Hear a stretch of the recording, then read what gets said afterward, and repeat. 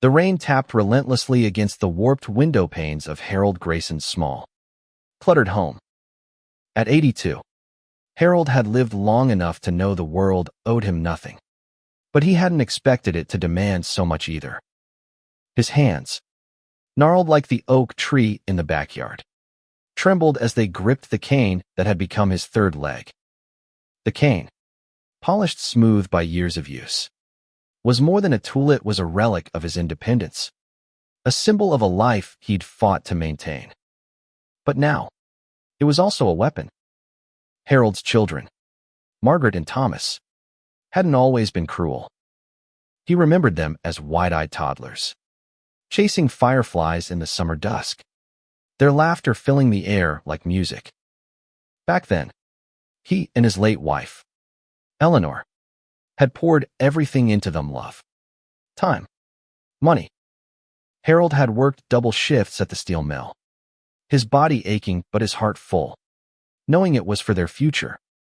Eleanor had stayed up late sewing costumes for school plays, her fingers pricked by needles, but her smile never fading. They'd given their children everything, or so Harold thought. But time has a way of twisting things. Margaret, now 45, had grown sharp-tongued and impatient, her once bright eyes dulled by resentment. Thomas, 42, carried a perpetual scowl, his ambitions curbed by a string of bad decisions. Both had married, then divorced, leaving behind ex-spouses who, in Harold's eyes, had been far kinder than his own blood deserved. The years had stretched the distance between them, and when Eleanor passed 5 years ago, the fragile thread of family snapped entirely. Harold sat in his armchair, the leather worn thin from decades of use, and stared at the framed photo on the mantel. It was of Eleanor, her smile radiant even in the faded Polaroid. He missed her fiercely, but more than that, he missed the family they'd once been. Now, Margaret and Thomas only came around when they needed something money. Usually, Harold's pension was modest, but he'd saved diligently, and the house, paid off long ago, was worth a small fortune. They knew it, and they wanted it. The first time it happened, Harold couldn't believe it. Margaret had come over, her face pinched with frustration, demanding he sell the house to fund her new start. When he refused, saying he needed the home to live out his days, she'd grabbed his cane from his hand and struck him across the arm. The pain was sharp, but the betrayal cut deeper. "You're selfish," she'd spat, tossing the cane to the floor. "You're sitting on a fortune while we struggle." Thomas was no better. A week later, he'd shown up drunk, reeking of whiskey and desperation. When Harold refused to hand over his savings, Thomas had snatched the cane and swung it, catching Harold's shoulder. "You old fool," he'd slurred. "You don't need all this." "We do." The bruises faded, but the wounds to Harold's heart lingered. He didn't tell anyone. Who would believe an old man's ramblings? The neighbors barely noticed him anymore, and his friends had long since passed or moved away. But the cane, his faithful companion, bore the scars of those moments' faint nicks in the wood where it had met his flesh. Each mark was a reminder of how far his children had fallen. One evening, as the rain grew heavier, Harold sat down with a pen and paper. His hands shook, not from age, but from the weight of what he was about to do. He'd always planned to leave everything to Margaret and Thomas, hoping it might mend what was broken. But now, he saw the truth. They didn't love him. They loved what he had. And so, with a heart heavy but resolute, he began to write his will. The lawyer, Mr. Peterson, was a kind man, younger than Harold's children, but with an old soul. He listened quietly as Harold explained his decision. "Are you sure?" Peterson asked, his brow furrowed. "This is unconventional." "I'm sure," Harold said, his voice steady for the first time in months. They've taken enough from me. Let them learn what it means to have nothing. The will was simple but brutal. Harold's estate, his savings, his home. Everything would be divided equally between Margaret's ex-husband, David, and Thomas's ex-wife, Laura. David had been a gentle man, always checking on Harold even after the divorce. Laura had sent cards and called on holidays, her voice warm with genuine care. They'd been family, in a way his own children never were. When the will was finalized, Harold felt a strange peace. The rain still fell, but it no longer seemed oppressive. It was as if the world was washing itself clean, preparing for something new. He leaned back in his chair, the cane resting across his lap, and closed his eyes. For the first time in years, he felt unburdened. But the story was far from over. Margaret and Thomas would learn of the will soon enough, and Harold knew they wouldn't take it quietly. He wasn't afraid, though. He'd faced worse than their anger. And in his heart, he knew he'd done what was right, not out of spite, but out of a desperate hope that they might one day understand the cost of their actions. The rain slowed to a drizzle, and Harold opened his eyes. The house was quiet, save for the soft creak of the floorboards settling. He stood, leaning heavily on his cane, and shuffled to the window. The world outside was dark, but there was a faint glow on the horizon, a promise, perhaps, of something better. Harold's decision to rewrite his will wasn't made lightly. It lingered in his mind like a stone in his pocket, heavy but grounding. Each morning, he woke to the same routine, a cup of weak coffee, the creak of his joints as he moved through the house, and the faint ache of betrayal that never quite left. The cane, ever by his side, was both a comfort and a reminder. Its weight in his hand felt like an anchor, keeping him tethered to a world that seemed determined to drift away. Margaret and Thomas didn't know about the will yet, but Harold could sense the tension building. They'd been calling more often, their voices laced with false sweetness. Margaret would ask about his health, her words dripping with concern that felt rehearsed. Thomas would ramble about his latest business venture, always circling back to how a little cash could turn things around. Harold listened, nodded, and said little. He'd learned long ago that silence was his best defense. One chilly afternoon, they arrived together, an unusual occurrence. Harold watched from the porch as their cars pulled into the driveway, Margaret's sleek sedan and Thomas's battered pickup. They stepped out, their faces tight with purpose, and Harold's stomach twisted. He knew this wasn't a social call. "Dad," Margaret said, forcing a smile as she climbed the steps. "We thought we'd check on you. It's been a while." Thomas nodded, his hands shoved deep in his pockets. "Yeah, Pop. You doing okay?" Harold leaned on his cane, studying them. Their eyes didn't meet his for long, darting instead to the house, the furniture, the life they saw as theirs. "I'm fine," he said, his voice gruff. "Come in." Then, inside, the air felt thick with unspoken demands. Margaret perched on the edge of the couch, her purse clutched tightly, while Thomas paced, his boots scuffing the worn rug. Harold sat in his armchair, the cane across his knees, and waited. He didn't have to wait long.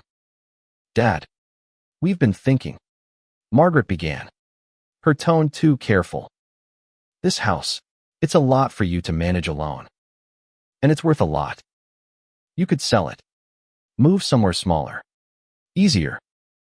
We'd help you, of course." Thomas jumped in, his voice louder. "Yeah, and it'd give you some cash to enjoy your days. You don't need all this space. Pop, let us take care of things."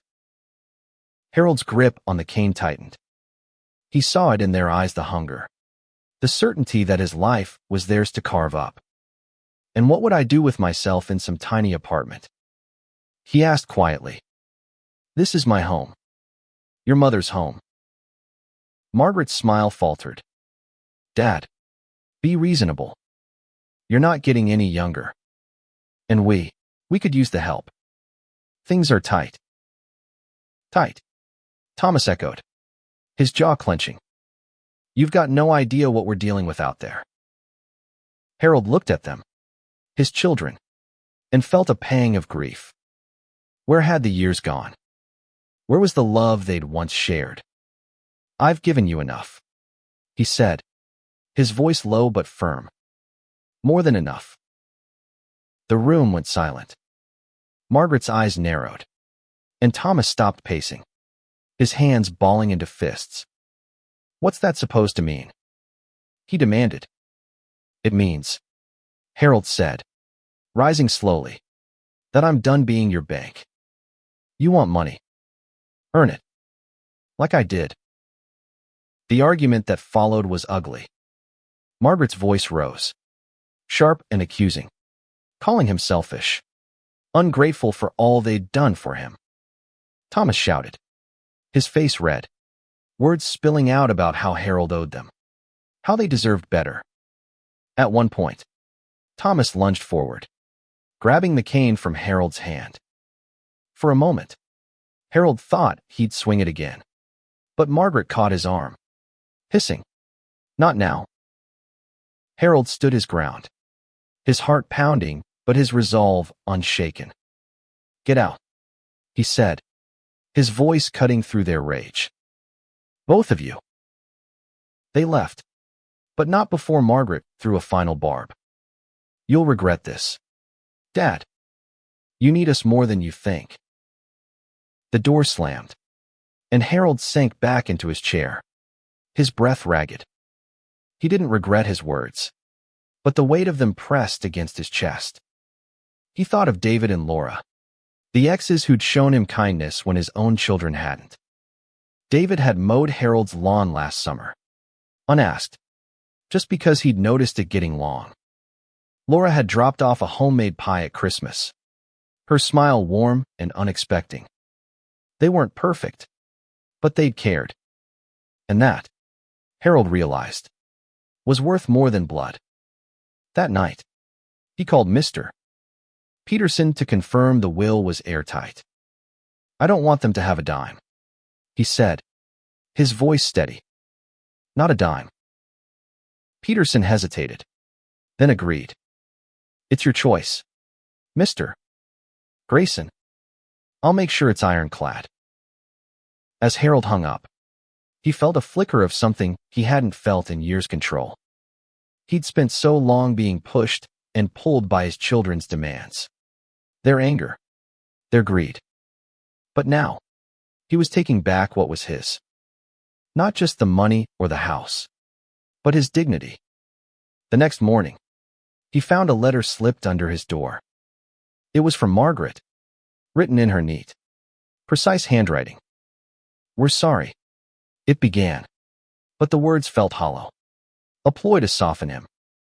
She mentioned a family meeting, a chance to talk things over. Harold read it twice, then tore it up. He wasn't fooled. They'd come back, and they'd bring their anger with them. But Harold was ready. He'd lived through wars, recessions, and the loss of his beloved Eleanor. He could face his children. And when the time came, he'd make sure they understood the cost of their betrayal, not out of vengeance, but because some lessons could only be learned the hard way.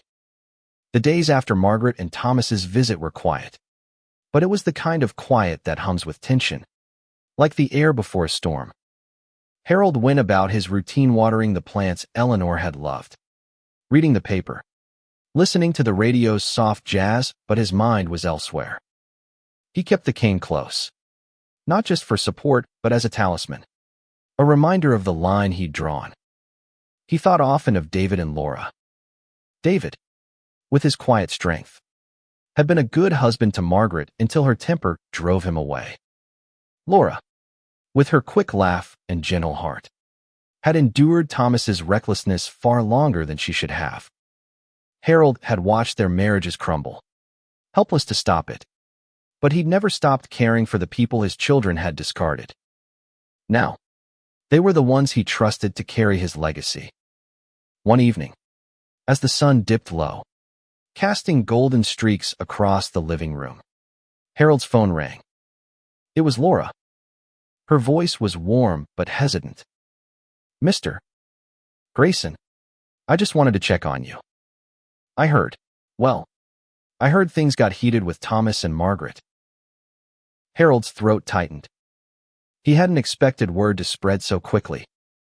"I'm all right, Laura," he said, "just navigating some rough waters."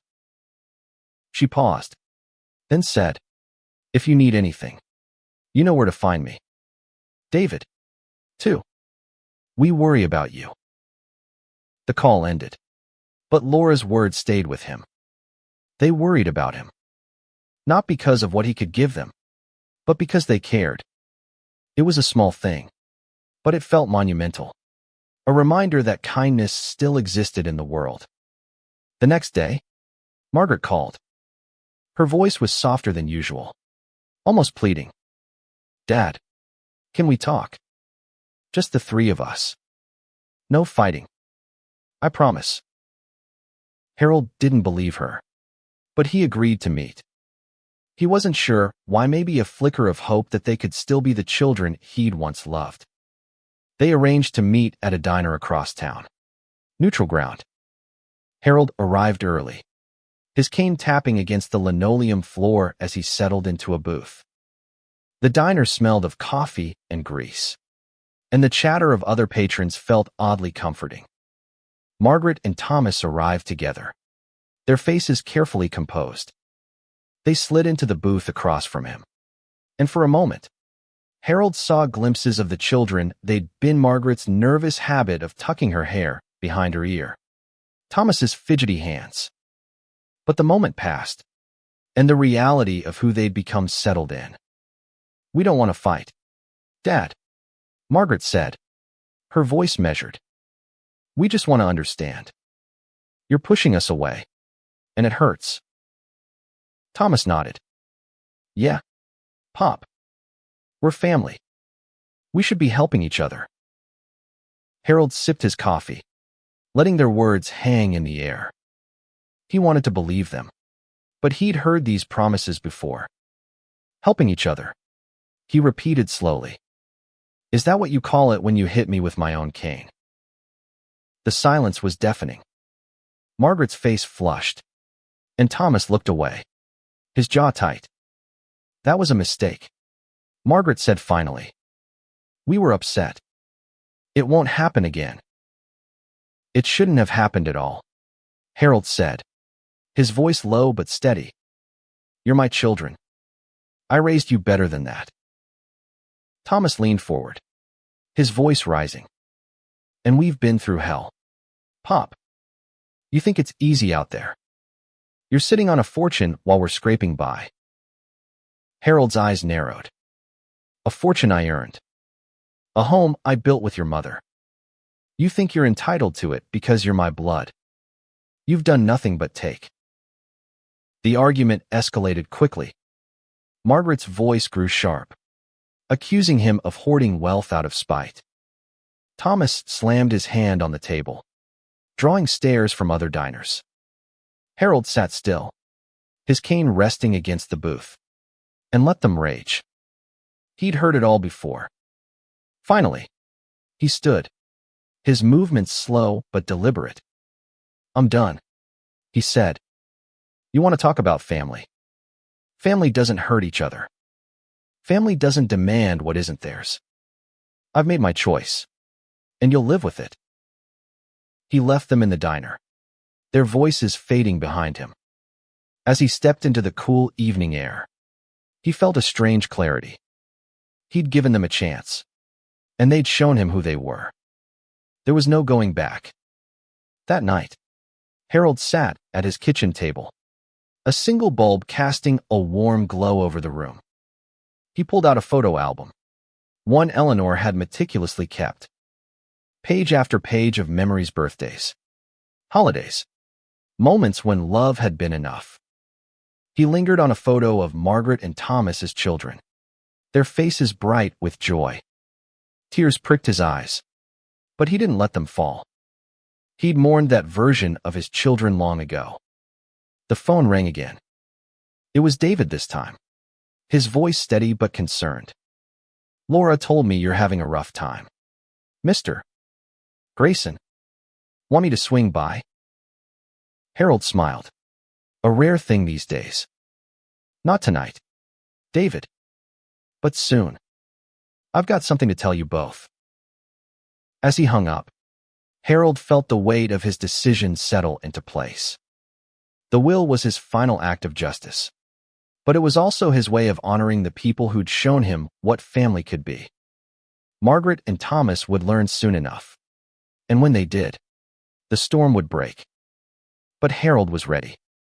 The weeks that followed were a blur of quiet defiance. Harold went about his days with a newfound purpose, his cane tapping out a rhythm of resolve. He knew the storm was coming. Margaret and Thomas wouldn't let his words at the diner be the final say. But he was no longer the frail old man they thought they could bully. He was Harold Grayson, who'd built a life from nothing, who'd loved fiercely and lost deeply, and who would not let his legacy be tarnished. He began reaching out to David and Laura more often. They came by separately, bringing small gifts, a book, a batch of cookies, and their presence filled the house with warmth it hadn't known in years. David helped fix a leaking faucet, his hands steady as he worked, while Laura sat with Harold, sharing stories of her new life. They didn't ask for anything, and that, Harold realized, was what made them worthy. One crisp morning, Mr. Peterson called. "It's done," he said. "The will is filed, and I've notified the beneficiaries as you requested. David and Laura will receive the details today. As for Margaret and Thomas, they'll find out when the time comes." Harold nodded, though Peterson couldn't see it. "Thank you," he said. "I know it's not what most would do, but it's right for me." That afternoon, David and Laura arrived together, their faces a mix of confusion and curiosity. Harold had asked them to come, and now they sat across from him in the living room, the same room where Margaret and Thomas had betrayed him. The cane rested against his chair, a silent witness. "I've got something to tell you," Harold began, his voice steady but soft. "You've both been kind to me, more than I deserve. When Eleanor passed, I thought I'd lost everything that mattered. But you too, you reminded me what family can be." David shifted uncomfortably, his brow furrowed. "Mr. Grayson, you don't owe us anything." "Let me finish," Harold said, raising a hand. "I've changed my will. Everything I have, the house, my savings, all of it, it's going to you too. Split evenly." The room fell silent. Laura's eyes widened, her hand covering her mouth. David shook his head, as if he hadn't heard right. "Mr. Grayson, why? We're not even. Your family," Harold interrupted, his voice firm. "Maybe not by blood, but by heart. My children, they've made their choices. You've made yours. And I want my life's work to go to people who understand what it means to care." Laura's eyes glistened with tears. "I don't know what to say," she whispered. It's too much." David leaned forward, his voice low. "Are you sure, Mr. Grayson? Margaret and Thomas, they won't take this lightly." "I know," Harold said, a faint smile touching his lips. "But I'm ready for them." The news reached Margaret and Thomas faster than Harold expected. By evening, his phone was ringing off the hook. He didn't answer, letting their angry voicemails pile up. When they showed up at the house the next day, their faces were masks of fury. "You can't do this," Margaret shouted, storming into the living room. That money is ours. You're punishing us for nothing. Thomas was right behind her, his voice shaking with rage. You're giving it to them. David and Laura. They're nothing to you. Harold stood, leaning heavily on his cane. They're more to me than you've been in years, he said, his voice cutting through their shouts. You hit me with this cane. Both of you. You demanded what I worked my whole life for. And you call that nothing. Margaret's face twisted, tears mixing with anger. We're your children. We deserve it. You deserve what you earn, Harold said. And all you've earned from me is shame. Thomas took a step forward, his hand twitching as if reaching for the cane again. But Harold held it firmly, his eyes locked on his son's. Don't, he said, his voice low and dangerous. You've done enough. They left, their threats echoing in the air. Harold knew this wasn't the end. They'd fight the will, drag it through courts, scream about fairness. But Mr. Peterson had assured him it was airtight, and Harold trusted him. For now, he felt a strange calm, like a man who'd finally laid down a burden too heavy to carry. That night, he sat on the porch, the cane across his lap, and looked out at the stars. He thought of Eleanor, of the life they'd built, of the children they'd raised with such hope. He didn't hate Margaret and Thomas. Not really. He pitied them. They'd lost something far more valuable than money, something they might never understand. As the night deepened, Harold felt a sense of peace.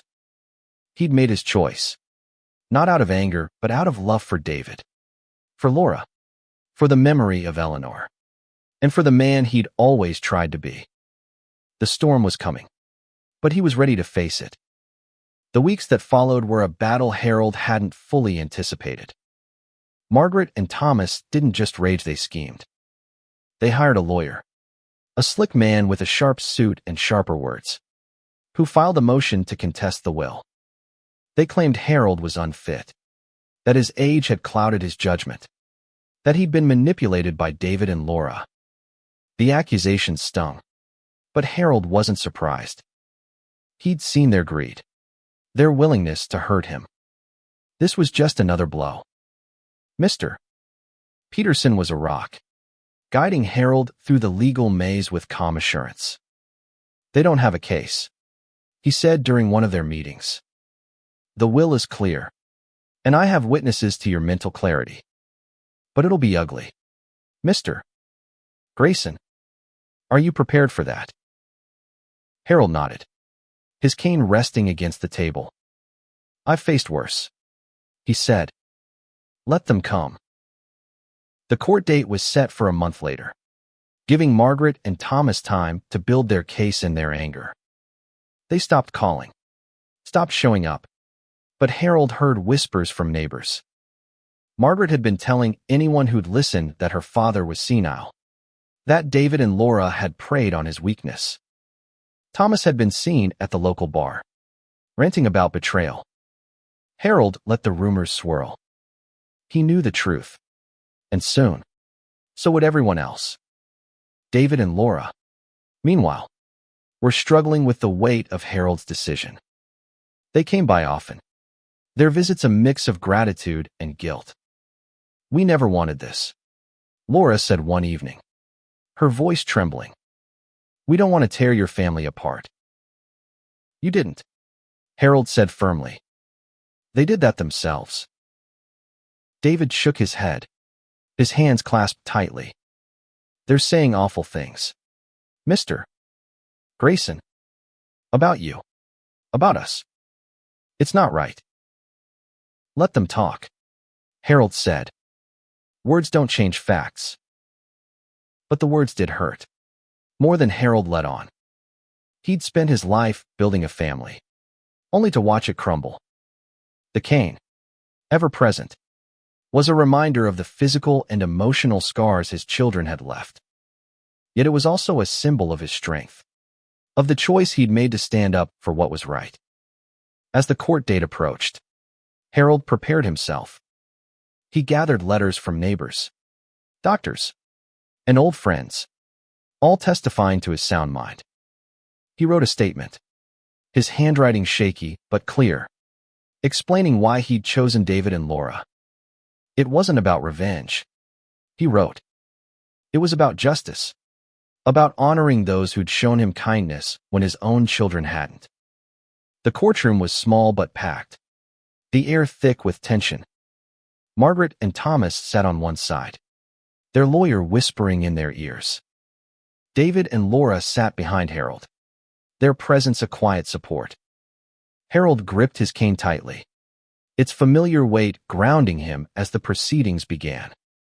The lawyer for Margaret and Thomas was relentless, painting Harold as a confused old man, easily swayed by flattery. He called witnesses distant relatives, a former neighbor who claimed Harold had been erratic in recent years. But their words faltered under cross-examination, their stories inconsistent. When it was Harold's turn to speak, he stood slowly, leaning on his cane. The room fell silent as he looked at his children, their faces hard with anger. "I'm not here to beg for your love," he said, his voice steady. "I'm here to tell the truth. You hit me with this cane. Both of you. You demanded my home, my savings, my life. And when I said no, you hurt me. I raised you to be better than that. But you chose differently." He turned to the judge, his eyes clear. "David and Laura have been more family to me than my own blood. They've shown me kindness, not because of what I could give them, but because it's who they are. That's why I chose them. Not out of spite, but because I believe in rewarding what's good in this world." The courtroom was silent. Margaret's face crumpled, and Thomas looked away, his hands clenched. The judge took it all in, her expression unreadable. The hearing stretched on, but Harold felt a strange calm. He'd said what needed to be said.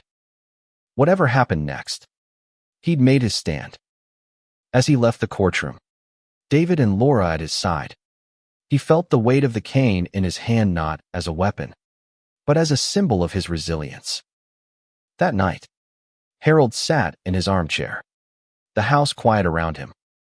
He thought of Eleanor, of the life they'd dreamed of for their children. He'd done his best to honor that dream, even when it broke his heart. The fight wasn't over, but Harold was ready for whatever came next. The judge's ruling came 2 weeks later, delivered in a sealed envelope to Mr. Peterson's office. Harold sat across from him, his cane propped against the desk, as Peterson read the decision aloud. The will would stand. Margaret and Thomas's claims of coercion and mental incapacity were dismissed, the evidence of Harold's clarity and intent overwhelming. The house, the savings everything would go to David and Laura. Harold exhaled, a weight lifting from his shoulders. "It's done, then," he said, his voice quiet but firm. Peterson nodded, a faint smile on his face. "It's done. You did what you thought was right, Mr. Grayson. Not many have the strength for that." Harold didn't feel strong. Not really. He felt tired, worn down by years of love and loss.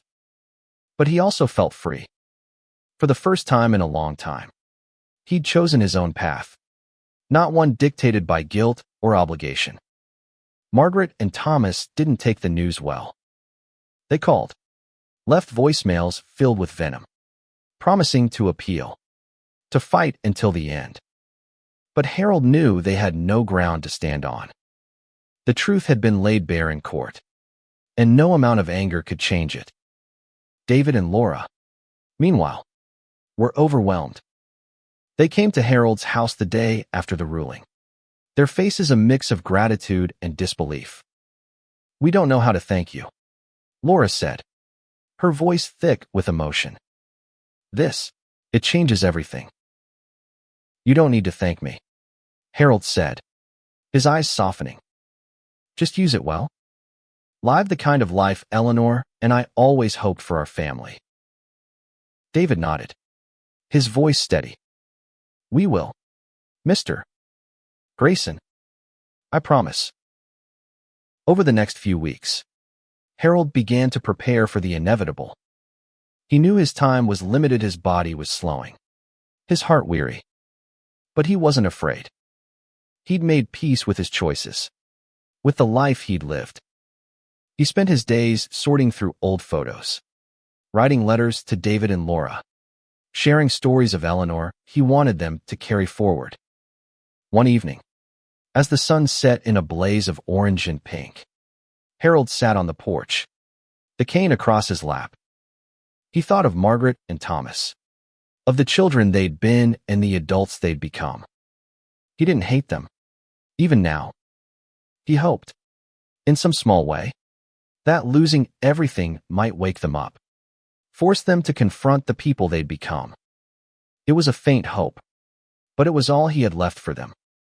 A letter arrived from Margaret a few days later. It was short, her handwriting less precise than usual.